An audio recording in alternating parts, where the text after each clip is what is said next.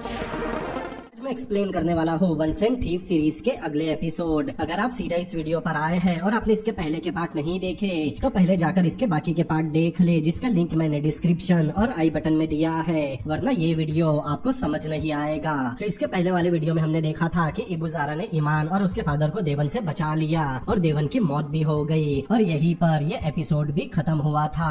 तो अब देखते हैं आगे। हम देखते हैं देवन की लाश देखकर ईमान की तबीयत खराब हो गई। दरअसल ईमान को लग रहा था देवन के अड्डे पर जो खून खराबा हुआ वो सब उसकी वजह से ही हुआ, इसीलिए वो बहुत रो रहा था। तब कदक उसे समझाता है कि उन लोगों ने उसके फादर के साथ बहुत बुरा सलूक किया था, इसीलिए उनके लिए ईमान को रोने की कोई जरूरत नहीं। फिर कदक ईमान और उसके फादर को कार में बैठाता है और पुलिस के आने से पहले वो लोग निकल जाते हैं। इसके बाद कहानी फ्लैशबैक में जाती है और हम इंटर्न और ईमान का बचपन देखते हैं। दोनों एक इंटरनेट कैफे में गए। उस वक्त वहाँ का ओनर कंप्यूटर के ऑपरेटिंग सिस्टम में इंटरनेट कैफे का आईडी पासवर्ड डाल रहा था। इंटर्न और ईमान दोनों उसे देख रहे थे। इसके बाद ओनर कहता है कि अगर उन्हें कंप्यूटर इस्तेमाल करना है तो पे करना होगा। ईमान ने ये सब पहली बार देखा था। पहली बार देखने पर ही उसे कंप्यूटर में इंटरेस्ट आ गया। तब ईमान दूसरे कंप्यूटर पर बैठकर उसके ऑपरेटिंग सिस्टम में ईमेल आईडी डालकर उसे स्टार्ट कर लेता है, लेकिन ओनर कहता है उसे पे करना होगा। फिर ओनर का ध्यान दूसरे कंप्यूटर पर जाता है जिसे ईमान ने पहली बार में ही स्टार्ट कर लिया। ये देखकर वो काफी चौंक गया। वो ईमान से पूछता है कि उसे ये सब किसने सिखाया। तब इंटर्न मुस्कुराती है और कहानी वापस प्रेजेंट में आ जाती है। उस वक्त इंटर्न एक सोफे पर सो रही थी। उसकी नींद खुलने पर हम देखते हैं इंटर्न अब भी ऐश के घर पर ही थी। उस वक्त ऐश खाना बना रहा था। नींद से जागने पर वो देखती है ऐश ने अपने घर की विंडो के कांच पर एक टाइमलाइन बनाई थी जिसमें ईमान, आयरीन और उनसे कनेक्टेड सभी लोगों की फोटो लगी है। इंटर्न उस टाइमलाइन को देखकर कहती है कि उसे भी ये सारी चीजें समझनी है, लेकिन ऐश कहता है कि पहले वो कुछ खाएंगे उसके बाद काम करेंगे। खाने के टेबल पर बैठने के बाद ऐश पूछता है कि वो उसके बारे में कुछ नहीं जानता। इंटर्न बताती है वो अपनी फैमिली के साथ इसी शहर में रहती थी, लेकिन उसके फादर के डेथ के बाद उसकी मॉम अपने होम टाउन चली गई। फिर इंटर्न उसके बारे में पूछती है। ऐश बताता है उसकी फैमिली में वो और उसकी एक बहन ही है। उसके पेरेंट्स बचपन में ही मर गए, तब से उसकी बहन ने ही खुद को और उसे पाला। दोनों बैठकर आराम से बातें कर रहे थे। तभी टीवी पर न्यूज आती है कि एक रात पहले बिल्डिंग में दो गैंग की आपस में लड़ाई हुई जिसमें 43 लोग मारे गए। ये न्यूज देवन और इबुजारा की लड़ाई की थी जिसका सबसे बड़ा कारण ईमान है। न्यूज एंकर बताता है कि ये लड़ाई दो लोन शार्क के बीच हुई। यही न्यूज ईमान भी देख रहा था। दरअसल इबुजारा ने ईमान और उसके फादर को अपने एक फ्लैट में छुपा रखा है। न्यूज देखने के बाद उसके फादर कहते हैं कि उन्हें जल्द से जल्द यहाँ से जाना होगा, लेकिन ईमान कहता है कि वो बहुत बड़े गैंगस्टर है, वो उन दोनों को कहीं से भी ढूंढ कर निकाल लेंगे, इसीलिए वो कहीं भाग नहीं सकते। तब उसके फादर कहते हैं कि यहाँ रुकना भी खतरनाक हो सकता है। तभी अचानक कोई दरवाजे की डोरबेल बजाता है। तब ईमान और उसके फादर काफी डर गए थे। ईमान डरते हुए दरवाजा खोलता है। दरवाजे पर इबुजारा का एक आदमी था। वो ईमान को अपने साथ चलने कहता है। वही दूसरी तरफ इंटर्न और ऐश टाइमलाइन पर काम करते हैं। फिर इंटर्न हॉस्पिटल में कॉल करके ईमान के फादर के बारे में पूछती है। तब उसे पता चलता है ईमान अपने फादर को उस हॉस्पिटल से निकाल कर किसी अच्छे हॉस्पिटल में ले गया। ये जानकर इंटर्न को ईमान पर पूरा शक होने लगा। वो ये बात ऐश को भी बताती है कि ईमान ने उसे बताया था कि उसके फादर के रिलेटिव फाइनेंशियली उसकी मदद कर रहे हैं, लेकिन इंटर्न उसे बचपन से जानती है। उसे पता था उसके फादर के कोई रिलेटिव नहीं, लेकिन ऐश को लग रहा था बैंक में बीते दिनों जो कुछ भी हुआ उन सब में ईमान का नहीं बल्कि आयरीन का हाथ है। दरअसल उनके पास आयरीन का सीसीटीवी फुटेज था, लेकिन ईमान के खिलाफ उनके पास कोई सबूत नहीं। इसीलिए इंटर्न भी कहती है कि ईमान ने अपनी जिंदगी में ऐसा कोई काम कभी नहीं किया। अब उन्हें लग रहा था सीसीटीवी फुटेज में जो दिखाई दे रहा है वो ईमान नहीं बल्कि आयरीन है। आगे हमें इबुजारा के बारे में बताया जाता है। इबुजारा का पूरा नाम जारा अब्दुल्ला है। जारा एक वेलफेयर फाउंडेशन भी चलाती है जिसका नाम जारा फाउंडेशन है। जारा फाउंडेशन में बेघर बच्चे, सिंगल मदर और अब्यूज बच्चों को रखकर उनकी देखभाल की जाती है। फिर हम इबुजारा को मीडिया में इंटरव्यू देते हुए देखते हैं। तब इबुजारा मीडिया को बताती है कि वो भी बचपन में अनाथ थी और उसने भी सड़क किनारे अपना बचपन बिताया। उसे पता है भूख किसे कहते हैं, इसीलिए वो इन बेसहारा औरतों और बच्चों की मदद करती है और उसे किसी को भी धमकाने की कोई फुर्सत नहीं। मतलब इबुजारा के दो चेहरे थे।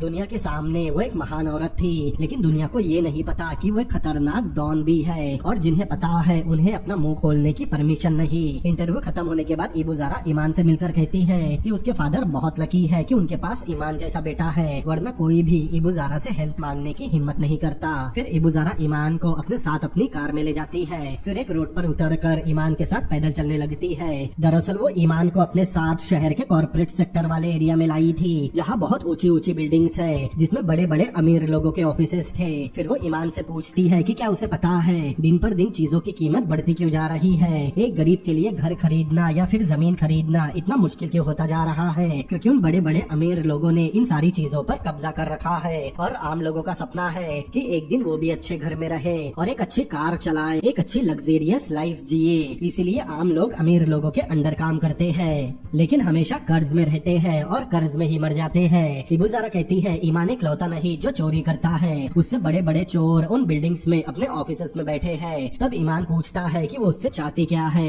इबू ज़ारा कहती है वो ऐसे लोगों को बर्बाद करना चाहती है जिसके लिए उसे ईमान की जरूरत पड़ेगी। ईमान पूछता है अगर उसने उसके साथ काम करने से मना कर दिया तब क्या होगा। तब इबू ज़ारा ईमान के जैकेट का कॉलर ठीक करते हुए वहाँ से जाने लगती है। कुछ देर बाद ईमान भी उसके पीछे जाने लगता है, मतलब ईमान उसके साथ काम करने मान गया। वही दूसरी तरफ इंटर्न उस हॉस्पिटल में गई जहाँ ईमान के फादर की सर्जरी हुई थी। वो रिसेप्शनिस्ट से पूछती है ईमान के फादर का बिल किसने पे किया, लेकिन रिसेप्शनिस्ट इंटर्न को डिटेल देने से मना कर देती है क्योंकि ये हॉस्पिटल की पॉलिसी के खिलाफ था। तब इंटर्न बिना कोई डिटेल लिए वहाँ से चली गई। हॉस्पिटल के वेटिंग एरिया में ऐश अपने लैपटॉप पर काम कर रहा था। इंटर्न उसे बताती है उसे कोई भी इन्फॉर्मेशन नहीं मिली। तब ऐश अपना लैपटॉप दिखाते हुए बताता है जिस दिन बैंक मैनेजर रेड्जा का मर्डर हुआ उस दिन रेड्जा के कंप्यूटर सिस्टम में किसी ने लॉग इन किया था, लेकिन अब सिस्टम का सारा लॉग एम्प्टी है। मतलब उन्हें ये कभी पता नहीं चलेगा कि रेड्जा के कंप्यूटर में किसने और क्यों लॉग इन किया था। तब इंटर्न ऐश को अपने साथ कहीं चलने कहती है। उधर ईमान इबू ज़ारा के पीछे जा रहा था। जब इबू ज़ारा अपनी कार में बैठती है तब ईमान भी कार में बैठने लगता है, लेकिन इबू ज़ारा का ड्राइवर कार का दरवाजा बंद कर देता है। फिर इबू ज़ारा कांच नीचे करके कहती है उसे आज से ही काम शुरू करना होगा और जितना भी पैसा आएगा उसमें से आधा ईमान को मिलेगा। ईमान इस बात के लिए मान जाता है और इबू ज़ारा ईमान को वही छोड़कर चली जाती है। कुछ देर बाद ईमान को इंटर्न का मैसेज आया। वो ईमान से उसकी लोकेशन पूछ रही थी। तब ईमान रिप्लाई करता है वो जरूरी काम से बाहर है, लेकिन तभी अचानक एक गाड़ी आकर ईमान के पास रुकती है जिसमें से कुछ लोग बाहर आते हैं और ईमान को किडनैप करके अपने साथ ले जाते हैं। दरअसल वो स्पेशल क्राइम यूनिट के लोग थे, मतलब पुलिस वाले। वो ईमान को एक चेयर से बांधकर पूछते हैं उसका बॉस कौन है। ईमान को समझ नहीं आ रहा था वो क्या बोल रहे हैं। तब उनमें से एक पुलिस वाला अपने मोबाइल पर इबू ज़ारा और ईमान की फोटो दिखाता है।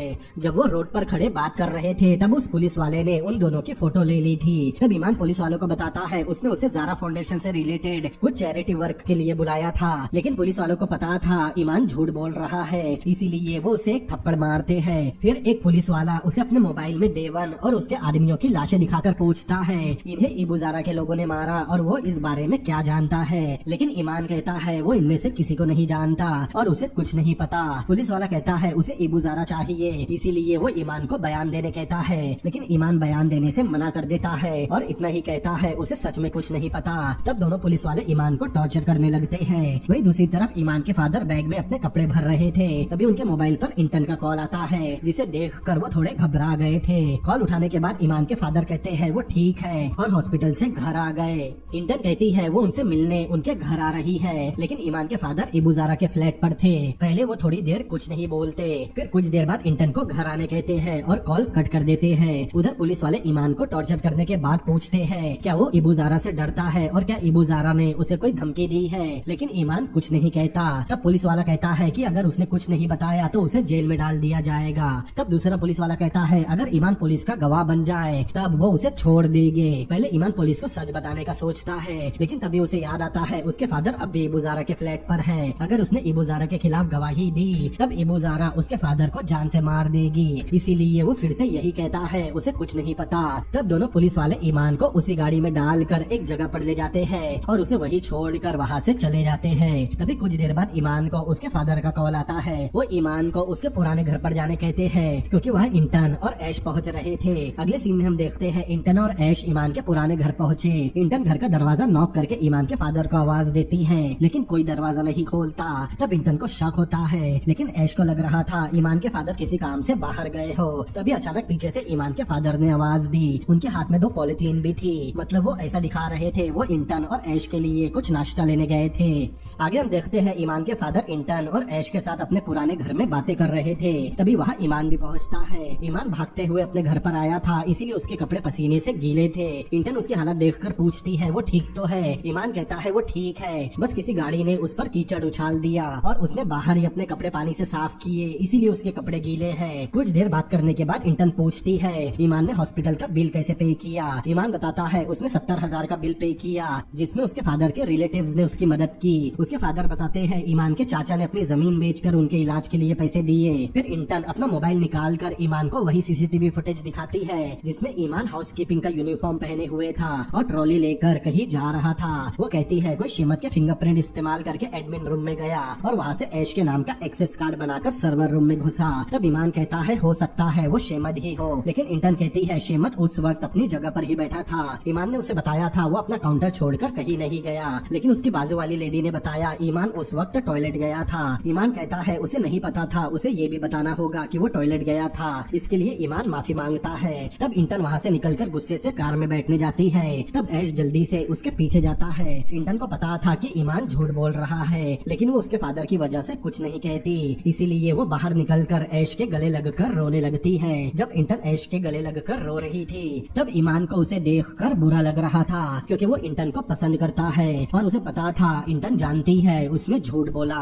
अगले सीन में हम देखते हैं ईमान अपने फादर को कहीं ले जाते समय सोच रहा था अगर इंटर्न ने बैंक में अपनी रिपोर्ट बता दी कि ईमान उस वक्त अपनी जगह पर नहीं था तब ईमान का खेल खत्म हो जाएगा। इसीलिए वो अपने फादर को रेलवे स्टेशन लेकर जाता है और वहाँ से हेडाई नाम के शहर की 2 टिकट लेता है। फिर ट्रेन पकड़ने प्लेटफॉर्म पर जाता है। तब उसे वहाँ वही पुलिस वाले मिलते हैं जिन्होंने किडनैप करके उससे इबुजारा के बारे में पूछताछ की थी। उन्हें देखकर ईमान हेडाई जाने का प्लान कैंसिल कर देता है और अपने फादर का हाथ पकड़कर स्टेशन से बाहर निकल जाता है। स्टेशन से निकलने के बाद ईमान अपने फ्लैट पर वापस आया। उसे लग रहा था कि शायद इंटर्न ने उसकी रिपोर्ट कर दी, जिसकी वजह से पुलिस वाले उस पर नजर रख रहे हैं। कुछ देर सोचने के बाद ईमान के दिमाग में एक आइडिया आया। वो जल्दी से अपना बैग चेक करता है जिसमें से ऐश के नाम का एक्सेस कार्ड निकलता है जिसकी मदद से उसने सर्वर रूम में एंट्री की थी। फिर ईमान अपना लैपटॉप स्टार्ट करता है और शेमत के कंप्यूटर में एक मेलवेयर सेंड करता है ताकि वो शेमत पर नजर रख सके और कोई गलती पकड़कर सारा ब्लेम उस पर डाल सके। दरअसल इंटर्न ने कहा था जब ईमान टॉयलेट गया था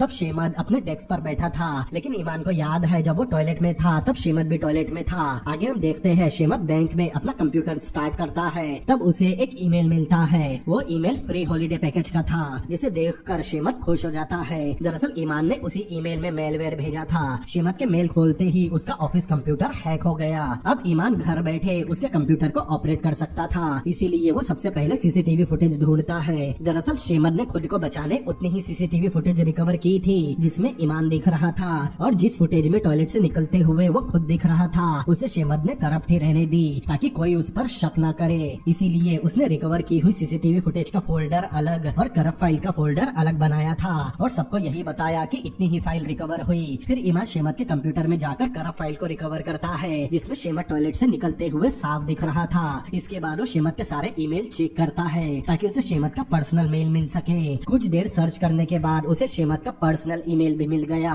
तब ईमान ने उस मेल के आईपी एड्रेस के जरिए उसके होम कंप्यूटर को भी हैक कर लिया। फिर वो चेक करता है कि शेमत ने बैंक से छुट्टी कब ली थी, क्योंकि हर बैंक एम्प्लॉय को 2 वीक में छुट्टी मिलती है। शेमत की पिछली छुट्टी से ईमान को पता चल गया कि वो अगली छुट्टी कब लेने वाला है। फिर ईमान शेमत की छुट्टी लेने के बाद बैंक में अपनी ड्यूटी पर जाता है ताकि उसे शेमत के खिलाफ जो एविडेंस मिले हैं वो उसे शेमत के डेस्क पर छुपा सके, ताकि जब कोई उसका डेस्क चेक करे तब उसे शेमत के खिलाफ एविडेंस मिल जाए। इसीलिए ईमान शेमत के डेस्क पर जाकर कुछ पेपर फाइल के नीचे ऐश के नाम का एक्सेस कार्ड रख देता है। उस वक्त बैंक का स्टाफ आने का था, इसीलिए वो पहले ही जाकर ये काम कर देता है ताकि किसी को पता ना चले कि वो शेमत के डेस्क के पास गया था। वही दूसरी तरफ इंटर्न बैंक आकर अपने कैबिन में जाती है। तब उसे उसके कैबिन में ऐश दिखाई देता है जो अपने लैपटॉप पर काम कर रहा था। दरअसल वो रेड्जा के कंप्यूटर के लॉग एंट्री रिकवर करने की कोशिश कर रहा है और ये काम वो अकेले में बैठकर करना चाहता था, इसीलिए वो इंटर्न के कैबिन में बैठकर काम कर रहा था। तब इंटर्न उसे कुछ नहीं कहती क्योंकि शायद इंटर्न ऐश को पसंद करने लगी थी। तभी अचानक एडमिन रूम से एक लड़की भागकर इंटर्न के कैबिन में आकर बताती है कि सर्वर में कुछ बड़ा प्रॉब्लम आ गया। तब सब जाकर एडमिन कंप्यूटर चेक करते हैं। लड़की बताती है बैंक का टेलर काउंटर, एटीएम और ऑनलाइन बैंकिंग काम नहीं कर रही। ऐश और इंटर्न के चेक करने पर उन्हें पता चलता है कि उनके सर्वर पर किसी ने अटैक किया। वही ईमान दूर खड़ा ये सब देख रहा था। दरअसल ये अटैक ईमान ने ही किया था। आगे हम देखते हैं शेमत अपने घर में सो रहा था। जब वो नींद से जागता है तब उसके सामने साइबर सिक्योरिटी के लोग खड़े थे जिन्हें देखकर वो डर गया था। दरअसल बैंक के सर्वर पर अटैक ईमान ने ही किया था, लेकिन उसने सबसे पहले शेमत का होम कंप्यूटर हैक किया। फिर उसके होम कंप्यूटर से बैंक के सर्वर पर अटैक किया ताकि वो शेमत को फंसा सके। इसके बाद साइबर सिक्योरिटी वाले शेमत के डेस्क की चेकिंग करते हैं। तब उन्हें उसके डेस्क पर ऐश के नाम का एक्सेस कार्ड मिलता है जो ईमान ने ही रखा था। मतलब अब शेमत बुरी तरह फंस चुका था। सिक्योरिटी ऑफिसर शेमत से पूछता है क्या वो उस दिन अपने डेस्क पर ही था। तब शेमत कहता है हाँ ये सच है। तब सिक्योरिटी ऑफिसर उसे अपने मोबाइल में उस दिन की सीसीटीवी फुटेज दिखाता है जिसमें शेमत टॉयलेट से निकलते हुए दिख रहा था और ऐश और इंटन भी वही थे। तब उन्हें भी पूरी तरह यकीन हो गया ये सारा खेल शेमत का ही था। जब साइबर सिक्योरिटी के लोग शेमत को पकड़कर ले जा रहे थे तब ईमान दूर खड़ा ये सब देख रहा था। ईमान को पता है शेमत बेकसूर है, जो गुनाह उसने नहीं किया ईमान ने उसे उसी गुनाह में फंसा दिया, इसीलिए ईमान को बहुत बुरा लग रहा था। तब वो रोने लगता है, दरअसल उसने ये सब इंटन का भरोसा जीतने किया। आगे हम देखते हैं घर जाते समय यही सोचकर ईमान की तबीयत खराब हो जाती है। वो अपनी बाइक रोककर वॉमिट करने लगता है। तभी वही पुलिस वाले आते हैं और उसे किडनैप करके अपने साथ ले जाते हैं। आगे हम देखते हैं ईमान को फिर से एक चेयर से बांध दिया गया। दोनों पुलिस वाले कहते हैं उन्हें पता है बैंक में चोरी उसने ही की और इसके लिए वो ईमान को जेल भी भेज सकते हैं, लेकिन अगर उसने इबू ज़ारा के खिलाफ गवाही दे दी तो वो जेल जाने से बच जाएगा। फिर उनमें से एक पुलिस वाला गन निकाल कर ईमान पर तान देता है। तब ईमान अपना सिर गन से टच करके कहता है उसे जो करना है कर ले, लेकिन उसका जवाब आखिर तक यही रहेगा कि उसे कुछ नहीं पता। तभी अचानक उस रूम का दरवाजा खुलता है और रूम में इबू ज़ारा आती है। ईमान उसे देखकर चौंक गया था। तब इबू ज़ारा कहती है उसने कहा था उसके साथ काम करने दो चीजों की जरूरत होती है, बहादुरी और ईमानदारी, और ईमान में ये दोनों ही है। मतलब वो दोनों पुलिस वाले इबू ज़ारा के भेजे हुए थे। दरअसल इबू ज़ारा ईमान को परखना चाहती थी कि वो उसके साथ काम करने लायक पास हो गया। मतलब अब ईमान इबू ज़ारा के साथ काम करेगा और यहीं पर ये एपिसोड भी खत्म होता है।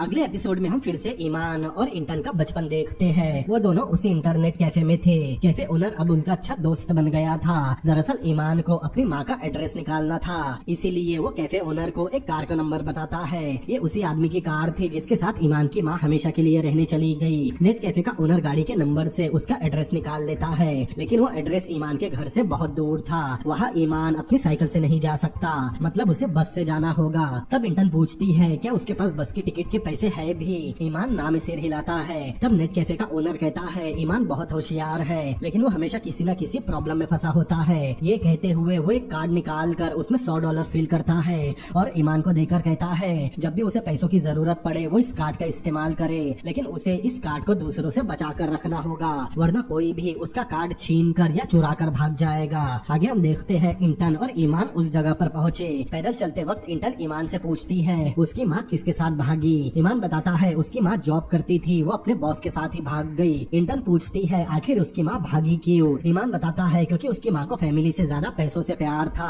बातें करते हुए दोनों उस एड्रेस तक पहुँच गए। वहाँ उन्हें वही कार दिखाई देती है जिसके नंबर प्लेट से ईमान ने एड्रेस निकाला था। ईमान उस घर के गेट पर जाकर जोर जोर से अपनी माँ को आवाज देता है। तभी वही आदमी घर से बाहर निकलता है जिसके साथ ईमान की माँ गई थी। वो आदमी कहता है उसे यहाँ नहीं आना चाहिए था और उसकी माँ यहाँ नहीं रहती। तब ईमान की माँ खिड़की से ये सब देख रही थी, लेकिन वो घर से बाहर नहीं आती। लेकिन ईमान नहीं मानता और बार बार अपनी माँ को आवाज लगाता है। तब वो आदमी उन्हें भगा देता है। ये देखकर ईमान को गुस्सा आ रहा था। वो थोड़ा दूर जाकर एक पत्थर उठाकर उस आदमी के सिर पर मार देता है। तब वो आदमी उन्हें पकड़ने उनके पीछे भागता है, लेकिन ईमान और इंटन वहाँ से किसी तरह भाग निकले। वहाँ से भागने के बाद दोनों एक जगह पर बैठे थे। ईमान बहुत अपसेट था। तब इंटन कहती है चाहे उसके साथ कितना भी बुरा क्यों ना हो जाए वो हमेशा उसके साथ रहेगी। फिर कहानी प्रेजेंट में आती है और हम देखते हैं हमेशा की तरह ईमान और इंटन बैंक की बिल्डिंग के टेरिस पर कॉफी पी रहे थे। इंटन कहती है अच्छा हुआ जल्दी ही पता चल गया कि वो सब शेमत ने किया था, वरना उसकी नौकरी चली जाती।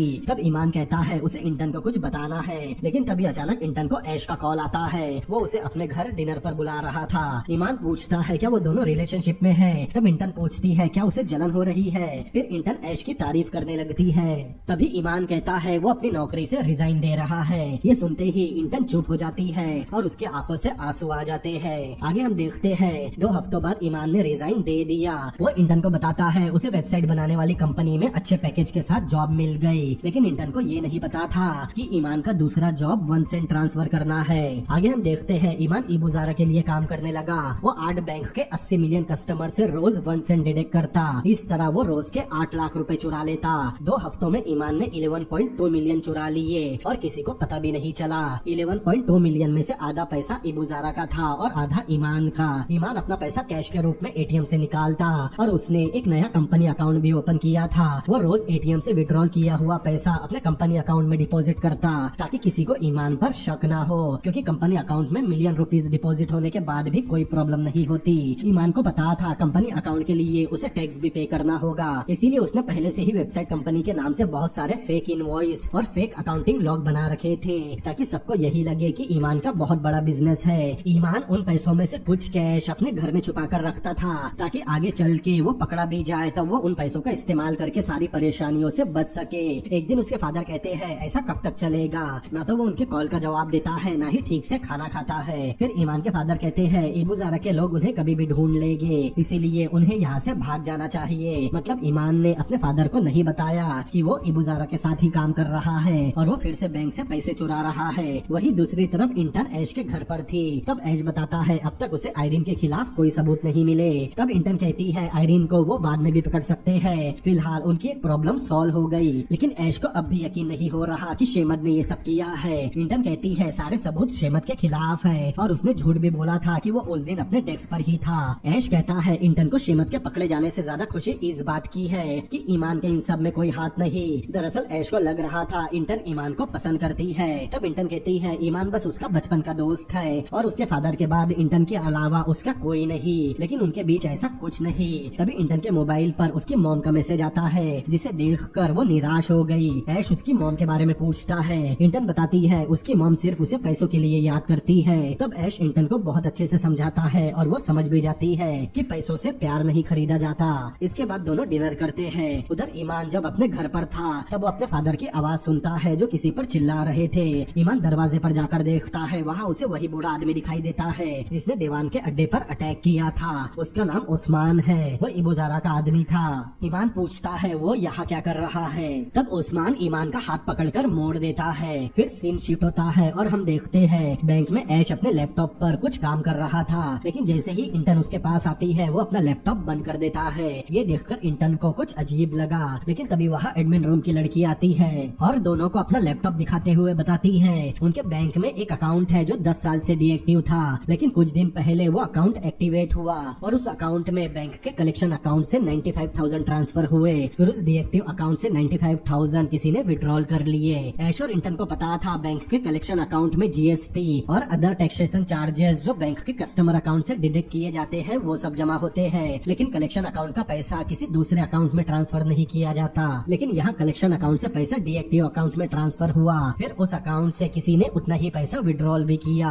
वो लड़की बताती है उसने कंफर्म किया है वो पैसा अकाउंट होल्डर ने विड्रॉल नहीं किए। ऐश पूछता है इस अकाउंट में इससे पहले किसी ने विड्रॉल किया या नहीं। लड़की बताती है 10 साल में ये पहला ट्रांजैक्शन हुआ, लेकिन उन्हें ये नहीं पता चल पाता कि पैसा विड्रॉल किसने किया। तब ऐश और इंटर्न सर्वर रूम में जाकर वहाँ के सर्वर कंप्यूटर के सारे ट्रांजैक्शन चेक करते हैं। तब उन्हें पता चलता है कि सबके अकाउंट से 1 सेंट ही डिडक्ट हुए और उस डिडक्शन पर सर्विस चार्ज का लेबल लगा था, इसीलिए बैंक के किसी भी कस्टमर ने रिएक्ट नहीं किया। और वैसे भी 1 सेंट बहुत छोटी रकम होती है। ऐश कहता है ये जिसने भी किया है वो बहुत स्मार्ट है, क्योंकि ऐसा करने में कोई रिस्क नहीं। फिर इंटर्न डीप रिसर्च करती है। तब उसे पता चलता है कि बैंक के सारे अकाउंट से 1 सेंट डिडक्ट हुए और उसका टोटल अमाउंट 95,000 था। तब उसे समझ में आया कलेक्शन अकाउंट में 95,000 कैसे आए। ऐश कहता है अगर 95,000 एक दिन में निकाले गए मतलब 10 दिन में 1 मिलियन के आसपास की चोरी हुई। फिर इंटर्न ट्रांजैक्शन की डेट देखती है। तब उन्हें पता चलता है इस चोरी को लगभग 2 महीने हो चुके हैं और अब तक किसी को पता भी नहीं चला।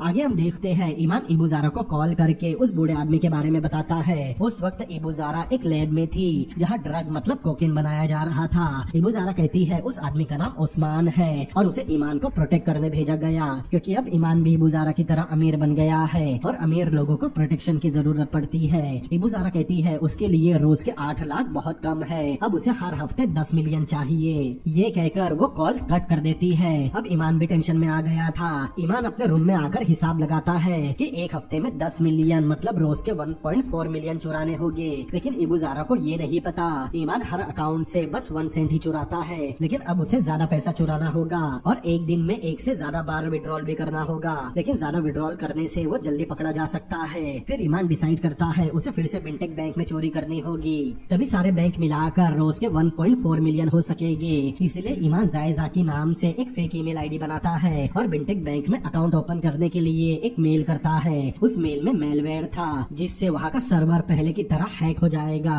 कुछ देर बाद बिंटेक बैंक का एडमिन और सर्वर कंप्यूटर भी हैक हो जाता है। फिर हम एडमिन रूम की लड़की और इंटर्न को देखते हैं। इंटर्न एडमिन कंप्यूटर को ठीक कर रही थी क्योंकि ईमान के भेजे मेलवेयर की वजह से एडमिन कंप्यूटर हैंग हो रहा था। इंटर्न ने एडमिन कंप्यूटर का प्रॉब्लम ठीक कर दिया था। तो वो लड़की कहती है ये बहुत अजीब है, कंप्यूटर पिछली बार जैसा हैंग हो रहा था, अब अचानक ठीक कैसे हो गया। इंटर्न पूछती है आखिरी बार एडमिन कंप्यूटर हैंग कब हुआ था। लड़की बताती है 2 महीने पहले। तब इंटर्न को याद आता है 2 महीने पहले एडमिन कंप्यूटर हैंग होने के बाद ही सारे अकाउंट से 1 सेंट डिडक्ट हुए थे। तभी ऐश आकर इंटर्न को बताता है उनके बैंक में 2 महीने पहले सबके अकाउंट से 1 सेंट चोरी हुए थे, उसके बाद उनके बैंक में कभी चोरी नहीं हुई। तब इंटर्न कहती है चोरी अब भी होने वाली है क्योंकि आज एडमिन कंप्यूटर पिछली बार जैसा हैंग हुआ। इंटर्न समझ गई थी इस बार कुछ बड़ा होने वाला है। फिर हम इंफॉर्मेशन टेक्नोलॉजी मिनिस्टर को देखते हैं जो मीडिया को बता रहा था कि डिजिटल कर्मा एक साइबर क्रिमिनल है, पुलिस इन्वेस्टिगेशन कर रही है, वो हैकर्स बहुत जल्द पकड़े जाएंगे। मतलब जितने भी बैंक में चोरी हुई इस बार उसका पता पब्लिक और मीडिया को चल गया। लेकिन ईमान ने यहाँ भी बहुत दिमाग से चोरी की थी। उसने डिजिटल कर्मा नाम लेकर चोरी की ताकि सबको डिजिटल कर्मा के हैकर्स पर शक हो और ईमान कभी पकड़ा ना जाए। आपको याद हो तो डिजिटल कर्मा वही हैकिंग ग्रुप है जिन्होंने सबसे पहले इस बैंक को हैक किया था और ईमान ने ही इंटर्न के कंप्यूटर से उसका वायरस निकाला था। आगे हम देखते हैं ईमान और उसके फादर खाना खा रहे थे। ईमान कहता है यहाँ वो बहुत बोर हो रहा है क्योंकि उन्हें हमेशा अपने पुराने घर में पड़ोसियों के लड़ने की आवाजें आती थी। फिर दोनों पुरानी बातों को याद कर कर हंसने लगते हैं। तब ईमान अपने फादर से पूछता है अब उन्हें कैसा लग रहा है। उसके फादर कहते हैं इबुजारा के लोग उन्हें कभी भी मार देंगे। तब ईमान कहता है माँ ने उन्हें इसीलिए छोड़ दिया क्योंकि वो गरीब थे, लेकिन अब वो अमीर है और जब तक वो इबुजारा को पैसे कमा कर दे रहा है तब तक वो उसे ना खुद हाथ लगाएगी और ना ही किसी और को लगाने देगी। तभी ईमान के दरवाजे पर कदक आता है लेकिन उस्मान ने उसे दरवाजे पर ही रोक रखा था। ईमान दरवाजा खोलता है और उस्मान को बताता है वो उसका दोस्त है। तब उस्मान ने उसे अंदर जाने दिया। कदक के अंदर आने के बाद ईमान अपने फादर को बताता है कदक आज से उसका पीए मतलब पर्सनल असिस्टेंट होगा। उसके फादर कहते हैं पीए तो हमेशा लड़की होती है। आगे हम देखते हैं कदक ईमान और उसके फादर अपनी लाइफस्टाइल चेंज करते हैं। वो एक बड़े से मॉल में जाते हैं और महंगे कपड़े, घड़ियां और महंगी कार खरीदते हैं। ईमान ने अब तक बहुत गरीबी देखी थी इसीलिए उसे अब अमीरों वाली जिंदगी जीनी थी। दरअसल ईमान का एक उसूल था, वो कभी उनके पैसे नहीं चुराता जो दिन रात मेहनत करके अपना घर चलाते हैं। ईमान हमेशा बड़े बिजनेसमैन और पॉलिटिशियंस के अकाउंट को ही टारगेट करता था क्योंकि उसकी नजर में वो सब भी चोर ही थे। वही दूसरी तरफ ऐश इंटर्न को सारे डोरमेट अकाउंट की लिस्ट दिखाकर बताता है यही वो सारे अकाउंट है जिसके जरिए चोर दिन में 2 बार विड्रॉल कर रहा है। तब इंटर्न पूछती है वो कैश विड्रॉल क्यों कर रहा है। ऐश कहता है अगर वो इन पैसों को ऑनलाइन ट्रांसफर करेगा तो फंस जाएगा और ये बात वो अच्छी तरह जानता है, इसीलिए वो सारे पैसों को कैश के रूप में निकाल रहा है क्योंकि कैश का कोई रिकॉर्ड नहीं होता। तब इंटर्न बताती है एटीएम से 30,000 के ऊपर कैश विड्रॉल नहीं होता और बैंक से विड्रॉल करने के लिए उसे कंपनी आईडी की जरूरत पड़ेगी। फिर वो कैश कैसे निकाल रहा है। तब ऐश बताता है उसने फेक आईडी बनाया, फिर उस फेक ईमेल आईडी के जरिए उसने बैंक में मेल किया होगा कि उसे कितना पैसा विड्रॉल करना है और साथ में फेक आईडी भी भेजी होगी कि पैसे लेने कौन आने वाला है। फिर चोर उस आईडी पर अपना फोटो लगाकर खुद ही बैंक जाकर पैसा विड्रॉल कर लेता होगा। इंटर्न कहती है उन्हें उस चोर को अपने जाल में फंसाना होगा। वो उस अकाउंट पर नजर रखेंगे और अगली बार जब उस अकाउंट से ट्रांजैक्शन होगा तब वो उसका आईपी एड्रेस ट्रैक करेंगे और आईपी एड्रेस के थ्रू वो उसे ढूंढ लेंगे। आगे हम देखते हैं ईमान बिंटेक बैंक मेगा सिटी ब्रांच में कॉल करता है और खुद को ल्यूकॉन सोल्यूशन कंपनी का ओनर बताता है क्योंकि उस बैंक में इस कंपनी का अकाउंट है जो डीएक्टिव हो चुका था। फिर ईमान कहता है कि उसे अपने अकाउंट से पैसे विड्रॉल करने हैं। तब बिंटेक बैंक का रिप्रेजेंटेटिव पूछता है उसे कितने पैसे विड्रॉल करने हैं। तब ईमान कॉल पर एक्टिंग करते हुए ऐसा दिखाता है कि उसकी मेली नाम की असिस्टेंट है और वो मेली से पूछ रहा हो उसे कितने पैसों की जरूरत है और फिर खुद ही बिंटेक बैंक को ईमेल करके बताता है कि ली कैंग सोल्यूशन कंपनी का एम्प्लॉय आकर कैश कलेक्ट कर लेगा। लेकिन तभी ईमान को अपने फादर और कदक के झगड़ने की आवाज आती है, इसीलिए वो बैंक से कहता है वो बाद में कॉल करेगा। फिर ईमान जाकर दोनों का झगड़ा सुलझाता है और कदक को अपने साथ बाहर ले जाता है। आगे हम देखते हैं कदक ईमान को अपने अड्डे पर लेकर आया। वहाँ ईमान ने जुआ खेला और पैसे जीतने के बाद दोनों पब गए जहाँ ईमान ने नशे की गोलियां खाई और बहुत सारा पैसा भी उड़ाया। तब उसके आसपास बहुत सारी लड़कियां आकर नाचने लगी। अब ईमान को पैसों की असली ताकत पता चल रही थी। वो अपनी जिंदगी पूरी तरह से जी रहा था। नशे में ईमान पब में 2 लोगों से टकराता है। वो दोनों उस पर चिल्लाते हैं और नशे में देखकर उस पर हंसने लगते हैं। तब ईमान उन सब पलों को याद कर रहा था जब देवन के आदमी उसे बहुत पीट रहे थे और वो पलटकर जवाब तक नहीं दे पा रहा था। लेकिन अब उसके पास पैसा और पावर दोनों थे, इसीलिए वो एक बियर की बोतल उठाकर सामने वाले के सिर पर मार देता है और उसके गिरने के बाद उसे लगातार पीटता है। तब कदक भी उसकी मदद करने आया और दूसरे आदमी को मारने लगा। इसके बाद कदक ईमान को रोकता है, फिर दोनों बहुत हंसते हैं। ईमान बहुत खुश था क्योंकि अब उसे कोई हाथ नहीं लगा सकता। अब ईमान पर पैसा पूरी तरह से हावी हो चुका था। तब ईमान उठकर फिर से लड़कियों के साथ नाचने लगा। तब उसे इंटन की आवाज आती है, फिर उसे इंटन दिखाई भी देती है। वो उसे देखकर मुस्कुरा रही थी, लेकिन अचानक इंटन इबुजारा में बदल गई और इबुजारा अपनी गन निकाल कर ईमान को शूट कर देती है। लेकिन ये सब उसका हेलुसिनेशन था। फिर ईमान बाथरूम में जाकर बहुत सारी वॉमिटिंग करता है। फिर अपना मोबाइल निकाल कर एक फोटो देखता है जिसमें वो और इंटन थे। अगले सीन में हम देखते हैं इंटन जब नहाकर बाहर आई तब उसे ईमान का मैसेज आया। ईमान इंटन को उसी बिल्डिंग के टेरेस पर शाम को 6 बजे मिलने बुला रहा था जहाँ वो हमेशा मिलते थे। फिर हम इंटन को बिल्डिंग की टेरेस पर जाते हुए देखते हैं। टेरेस पर उसे वही कार्ड मिलता है जो बचपन में इंटन ने ईमान को कॉइन बॉक्स से कॉल करने दिया था। इंटन उस कार्ड को देखकर खुश होती है। तभी वह ईमान आकर उसे एक रेड रोज देता है। इंटन उसका रोज ले लेती है। फिर ईमान इंटन का हाथ पकड़कर उससे अपने दिल की बात कहता है, लेकिन तभी इंटन ईमान के हाथ से अपना हाथ छुड़ा लेती है और उसका रोज वही रखकर बिना कुछ कहे वहाँ से चली जाती है। मतलब इंटन ने ईमान का प्रपोजल एक्सेप्ट नहीं किया। तब ईमान को बहुत बुरा लगता है। आगे हम देखते हैं ईमान पब में बैठकर स्मोक कर रहा था। तब उसे इंटन और ऐश एक साथ डांस करते नजर आते हैं। ईमान उसके पास जाकर उन्हें अलग करता है, लेकिन वो इंटन और ऐश नहीं बल्कि कोई दूसरा कपल था। तब वहाँ कदक आकर ईमान से कहता है सारी लड़कियाँ एक जैसी होती है, इसीलिए वो टेंशन न ले क्योंकि अब ईमान अमीर बन चुका है, अब उसके पास बहुत पैसे हैं। ये कहकर कदक ईमान को पब में दूसरी लड़कियों के पास ले जाता है और एक नशे की गोली उसके मुंह में डाल देता है। आगे हम देखते हैं ईमान और कदक ईमान के घर पर सोए थे और उनके साथ पब की लड़कियां भी सोई थी। तब ईमान के फादर आकर ईमान के चेहरे पर पानी डालकर उसे जगाते हैं और कहते हैं वो जो कर रहा है ये उनका कल्चर नहीं, उनका बेटा ईमान ऐसा नहीं था। फिर वो कदक और बाकी लड़कियों को भी जगाकर भगा देते हैं। अब ईमान पूरी तरह कदक जैसा बन गया था। उसके फादर कहते हैं ऐसे बहुत से लोग हैं जो बहुत अमीर है लेकिन वो भी ये सब नहीं करते। तब ईमान कहता है उन्हें कैसे पता दूसरे अमीर ऐसा नहीं करते, क्योंकि उनके पास कभी पैसा आया ही नहीं और वो कभी अमीर बने ही नहीं। अगर वो पहले ही अमीर बन जाते तो उसकी माँ उन्हें छोड़कर नहीं जाती। अगर अभी उसकी माँ को पता चल जाए कि वो अमीर बन गए तब उसकी माँ उसके फादर के पैरों में गिरकर माफी मांगेगी और वो जो भी कर रहा है उन दोनों के लिए कर रहा है। तब ईमान के फादर कहते हैं अगर पैसों की वजह से लोग इतने बिगड़ जाते हैं तो उन्हें ऐसा पैसा नहीं चाहिए। तब ईमान बिना कुछ कहे वहाँ से चला गया। ईमान के जाने के बाद उसके फादर रोने लगे। वही दूसरी तरफ इंटन ऐश के घर आकर उसे बताती है उसके बेस्ट फ्रेंड ईमान ने उसे प्रपोज किया। ऐश कहता है उसे ये जानकर खुशी हुई और वो उन दोनों के लिए खुश है, लेकिन इंटन ने उसका प्रपोजल रिजेक्ट कर दिया। तब ऐश कुछ नहीं कहता। फिर इंटन कहती है उसने ऐसा इसीलिए किया क्योंकि वो किसी और को पसंद करती है। फिर इंटन ऐश को प्रपोज करती है, लेकिन ऐश कहता है वो जैसा दिखता है वैसा है नहीं और इंटन उसके बारे में पूरी तरह से नहीं जानती। तब इंटन ऐश को अपने बारे में सब कुछ बताने कहती है, लेकिन ऐश ने उसे अपने बारे में कुछ भी बताने से मना कर दिया और वो उसे सॉरी कहता है। मतलब ऐश ने इंटन का प्रपोजल रिजेक्ट कर दिया। ये सुनकर इंटन वहाँ से रोते हुए चली गई। वही दूसरी तरफ ईमान उसी घर पर गया जहाँ उसकी माँ रहती थी। उसकी माँ जब घर से बाहर आकर देखती है ईमान उसके घर के बाहर अपनी कार के साथ खड़ा था। ईमान की माँ उसे देखकर खुश होती है। उधर ऐश इंटन को समझाने पार्किंग एरिया में आया। वो इंटन को आवाज देता है, लेकिन इंटन उसकी आवाज सुनकर भी नहीं रुकती। तभी एक आदमी बाइक पर हेलमेट लगाकर आया और ऐश को बहुत सारी गोलियों से शूट कर दिया। इंटन की आंखों के सामने ऐश गिर जाता है। उसे देखकर इंटन बहुत रोती है, लेकिन हमें ये पता नहीं चलता कि ऐश मर चुका है या अब भी जिंदा है। और यहीं पर ये एपिसोड भी खत्म होता है। तो दोस्तों कैसा लगा ये एपिसोड और ये वीडियो मुझे कमेंट करके जरूर बताएं और मेरे साथ बने रहे, क्योंकि इस सीरीज में आगे जाकर बहुत सारे सस्पेंस खुलने वाले हैं और ये सीरीज बिल्कुल भी प्रेडिक्टेबल नहीं है। इसमें आगे कुछ भी हो सकता है। इसीलिए इस वीडियो को लाइक करें, अपने दोस्तों के साथ शेयर करें और इसके आगे के पार्ट देखने के लिए मेरे चैनल को सब्सक्राइब करें।